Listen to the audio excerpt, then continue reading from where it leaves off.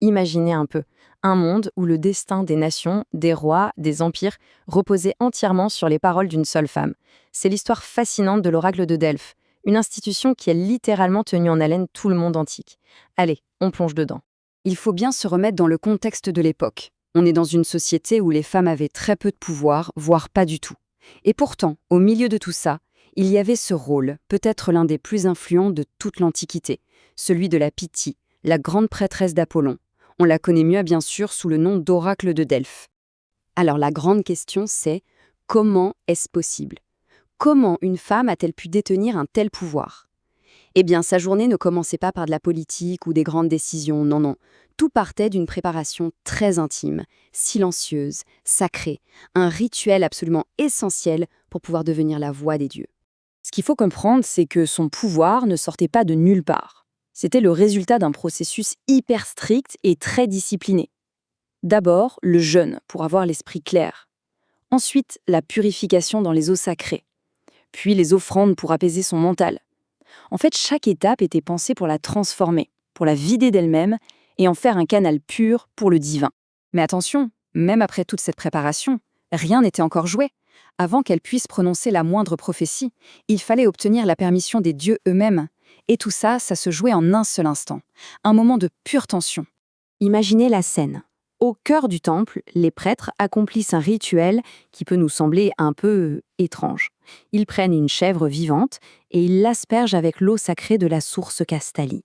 C'est fou de se dire que le destin du monde antique était suspendu à la réaction de cet animal. C'est quand même stupéfiant quand on y pense. Le sort des rois, des généraux, des simples citoyens, tout pouvait être mis en pause pendant un mois entier juste à cause d'un petit frisson ou de l'absence de ce frisson chez une chèvre. Tout tenait à ça. Alors, une fois le feu vert divin obtenu, la Pythie pouvait enfin entrer, seule, dans l'Aditon. C'était le Saint des Saints, le cœur du sanctuaire, là où personne d'autre n'avait le droit d'aller. Et c'est là, dans cette atmosphère si particulière, qu'elle devenait la voix d'Apollon, en livrant des prophéties souvent très cryptiques, de vraies énigmes qui allaient pourtant façonner l'avenir. Et c'est là qu'intervenait un partenariat crucial. La Pythie livrait le message divin à l'état brut.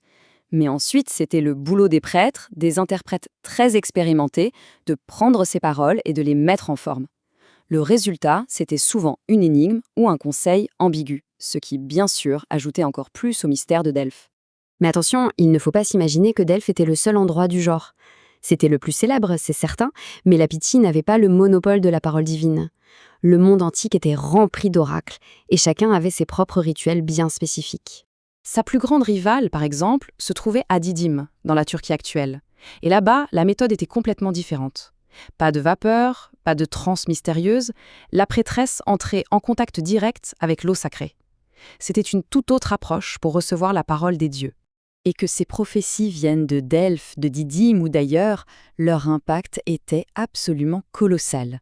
Elles ont véritablement façonné le cours de l'histoire. On venait consulter l'oracle pour tout, vraiment tout. Fonder une nouvelle colonie? On demandait à Delphes. Déclarer une guerre? On demandait à Delphes.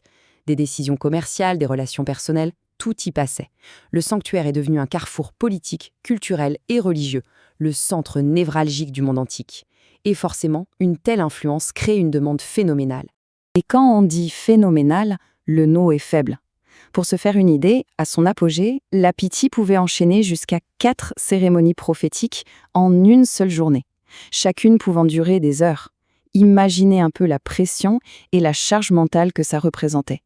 Mais voilà, rien n'est éternel.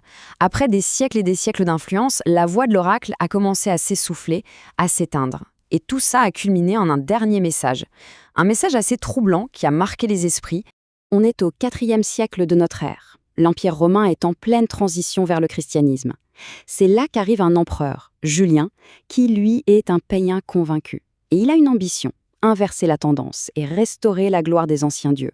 Dans sa quête pour faire revivre Delphes, il envoie son médecin Oribase. Et la réponse que ce dernier aurait reçue, c'est ce message qui est resté dans l'histoire. Un peu comme le chant du cygne de tout le monde païen. Mais alors, que faut-il penser de cette prophétie?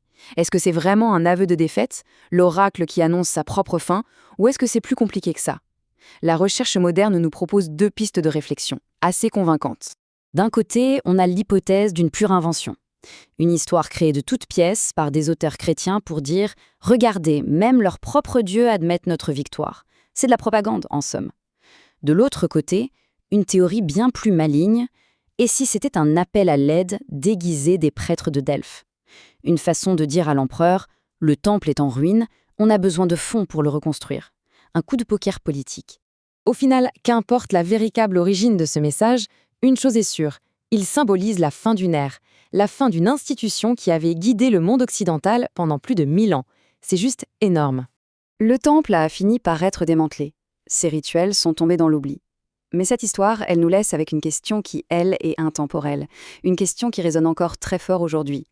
Quand les oracles se taisent, quand les voix qui nous guident disparaissent, vers qui est-ce qu'on se tourne?